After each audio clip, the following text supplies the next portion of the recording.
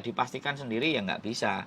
Korban itu memang harus berkumpul sesama korban untuk membicarakan bagaimana solusinya, seperti apa, bagaimana, kan kayak gitu tuh.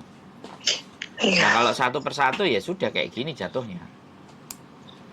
Kalau dibicarakan bertiga berempat piye, ya sekali lagi bikin surat somasi itu ada yang gratis, ada yang pakai pengacara bayar. Kalau yang gratis sampean cari LBH, Lembaga Bantuan Hukum, di setiap kabupaten itu ada LBH, LPH yang mana, Mas? Lembaga Bantuan Hukum.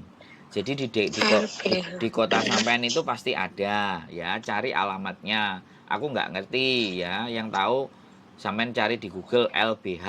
Misalnya kota sampean Pati, ya di Pati LBH.